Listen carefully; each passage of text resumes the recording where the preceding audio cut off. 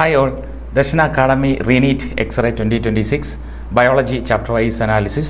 Okay, നമുക്ക് neural control and coordination എന്ന് പറഞ്ഞ ചാപ്റ്ററിൽ നിന്നും എത്ര ക്വസ്റ്റ്യൻസ് വന്നു ആ ക്വസ്റ്റ്യൻസ് ഒന്ന് നോക്കാം.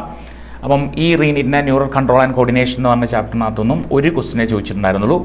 കഴിഞ്ഞ നീറ്റിനും ഒരു ക്വസ്റ്റ്യൻ മാത്രമായിരുന്നു. നമുക്ക് വേഗം ആ ക്വസ്റ്റ്യനിലേക്ക് ഒന്ന് പോകാം. ക്വസ്റ്റ്യൻ പേപ്പറിലെ ക്വസ്റ്റ്യൻ നമ്പർ 125 ആയിരുന്നു. നമുക്ക് നോക്കാം ഏതാണെന്ന്.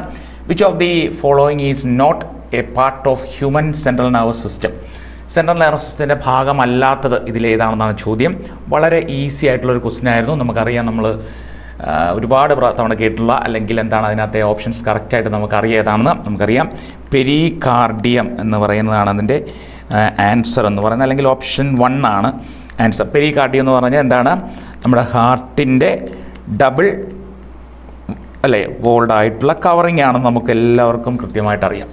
അപ്പോൾ അതിൻ്റെ ആൻസർ എന്ന് പറയുന്നത് എന്തായിരുന്നു? പെരികാർഡിയം ആയിരുന്നു അതിൻ്റെ ആൻസർ എന്ന് പറയുന്നത്, അല്ലെങ്കിൽ ആ സെൻട്രൽ നെർവസ് സിസ്റ്റമായിട്ട് ബന്ധപ്പെട്ട് വരാത്ത. ബാക്കി നമുക്കറിയാം അറാക്നോയിഡ്, ഡ്യൂറാ മാറ്റർ, പൈ മാറ്റർ എന്നൊക്കെ പറയുന്നത് നമ്മളുടെ എന്താണെന്ന്, അല്ലെങ്കിൽ ക്രേനിയൽ മെനിഞ്ചസിൻ്റെ ലേയേഴ്സ് ആണെന്നുള്ള കാര്യം നമുക്കറിയാം.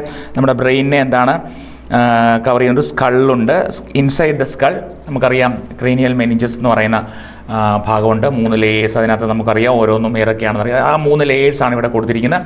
അതായത് ഡ്യൂറാ മാറ്റർ എന്ന് പറയുന്നത് അല്ലേ, ഡ്യൂറാ മാറ്റർ എന്ന് പറയുന്നത് ഔട്ടർ ലെയറാണ്. അതുപോലെ തന്നെയാണ് അരാക്കിനോയിഡ് എന്ന് പറയുന്ന മിഡിൽ ലെയറാണ്. ഇത് മിഡിൽ ലെയറാണ്.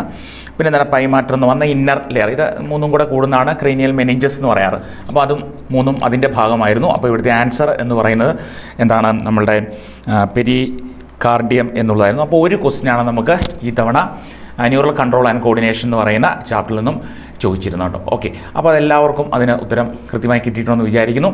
ഓക്കെ, മറ്റൊരു ചാപ്റ്ററുമായിട്ട് നമുക്ക് കാണാം. Okay, thank you.